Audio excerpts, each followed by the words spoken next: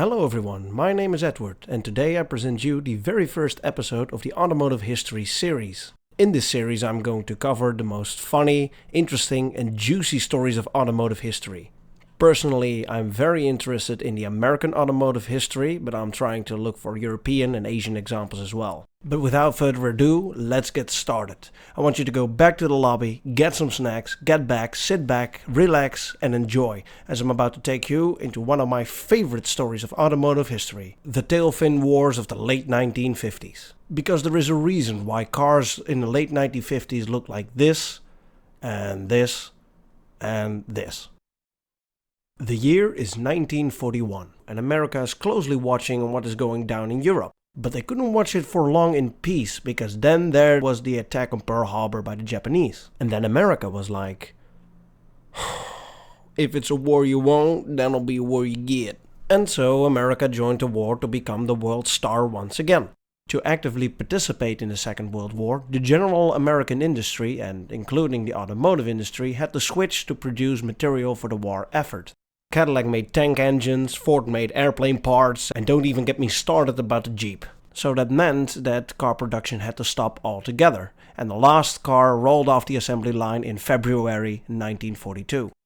In the meantime, the general American public was used to buy a new car every couple of years. But they really couldn't because of the reasons I just explained. So you can bet that right after the war, when the war was over and things only could get better, the American public was hungry for buying new cars. And that this, along with the new military spec tech that have been invented during the war years, would create insane automobiles that were going to hit that sweet sales spot. If you think that was going to happen, then the answer is no. Nope, not gonna happen.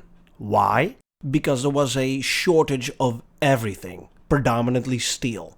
And car manufacturers just didn't have the resources to come out with brand new models. Look at this example for instance. This is a 1942 Chevrolet. It just looks good, right? Nothing particular special. Well, then you might think that it was going to be a jet age car by 1946, right after the war. Well, this is a 1946 Chevrolet.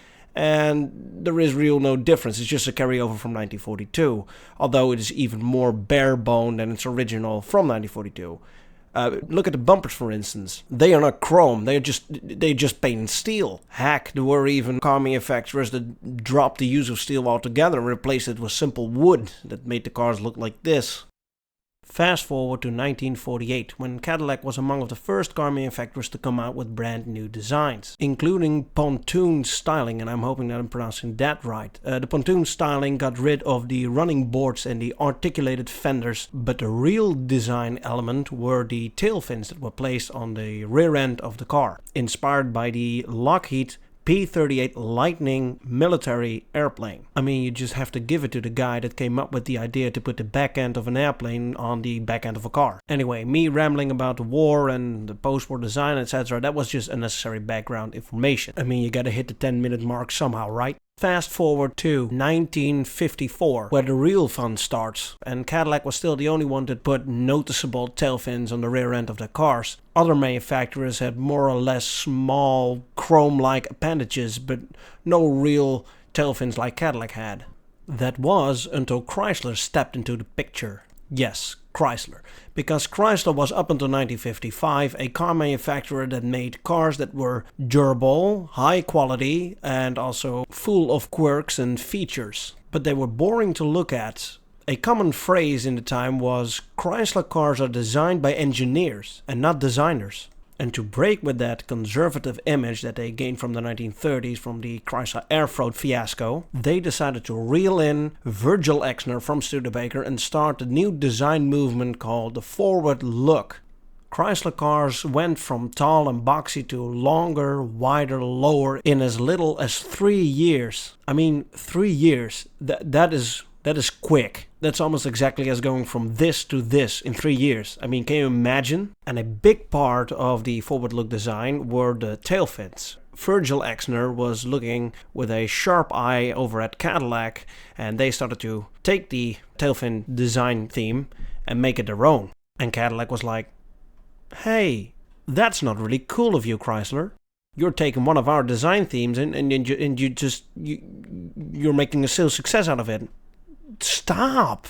No, but seriously though, the Foward Look design movement meant fake dual headlights, aggressively designed grille, massive tail fins, all kinds of bullet and lipstick style taillights, low roofline, and acres of glass. And this all happened in the year 1957. 1957 was the year when Chrysler really let the party go wild. Chrysler, always the quietest kid in class, suddenly was at the forefront of modern American design. And people flocked to Chrysler car dealers on a Sunday to look at brand new cars such as the 1957 Plymouth Belvedere that got sold under big signs that said suddenly it is 1960.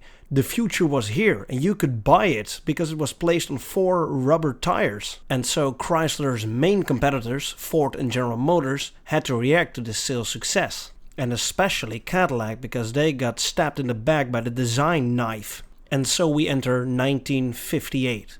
Ford Motor Company, however, wasn't really impressed by the tailfin craze. All their car models were still somewhat straight line or otherwise featured small fins, but nothing big or fancy.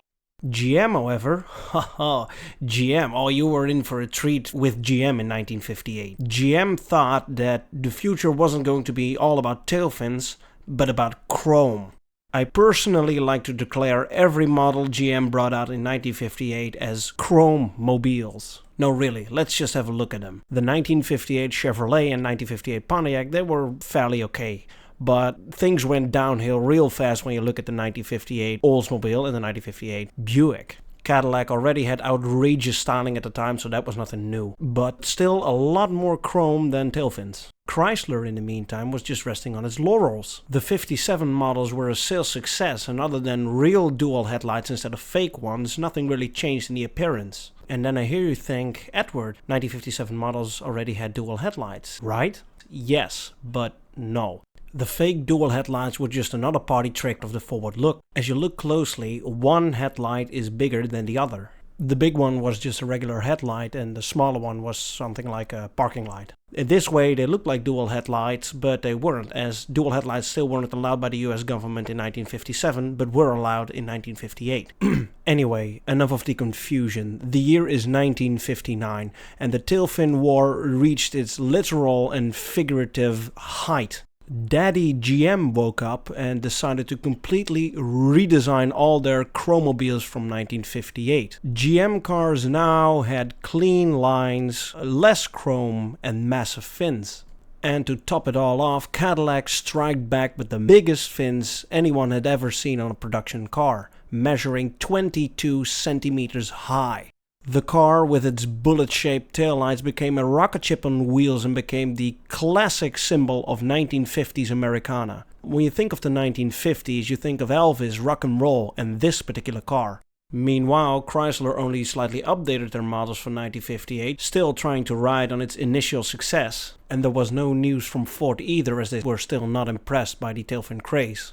And things quickly started to change in 1960. After reaching its initial zenith, the tailfin rage started to calm down, and there were multiple reasons for that. The first one being, and you cannot believe this, manufacturers thought that they might actually overdone it styling-wise. Plus, tailfins were complex and expensive to manufacture. The second reason was the buying public and automotive press. They both grew tired of the tailfin rage. The third reason was that tailfins were in the way when you tried to park your car. They just took a big chunk out of your rear visibility. And last but not least, the combination of a toddler on a tricycle and the pointy bullet taillights of a Cadillac were not really a marriage made in heaven either. Seriously, there have been multiple court cases of families fighting against car manufacturers because their kids got injured by a car backing up. And so tailfins either abruptly or smoothly went away over the course of the 1960s. The Plymouth is a good example of quite abrupt changes. This is a 1960 Plymouth and this is a 1961 Plymouth, and as you can see the tailfins are just completely gone. At Cadillac, however, the tailfins just disappeared slowly. Year after year, the fins got lower and lower until they were almost completely gone by 1965. And that marks an era of outrageous styling. The late 1950s are regarded as the golden age of American car design. And with that, I want to end this episode. Thank you for listening, and I hope you enjoyed it. Remember to like and subscribe if you want more of this, as I'm planning to do more of these videos. I got all kinds of interesting items lined up, from the horsepower and muscle car wars of the late 60s to the rise of the minivan from the 1980s, as well as the Malaise era of the 1970s, the AMC Pacer, the Tucker Torpedo, all kinds of interesting stuff. So thanks again for watching, and make sure that you follow me on Instagram. It's where I post cars that I found in the wild on the street. Along with some interesting facts or a story, something like that. None of that promotional or irrelevant bullshit. So once again, thank you, and see you in the next video.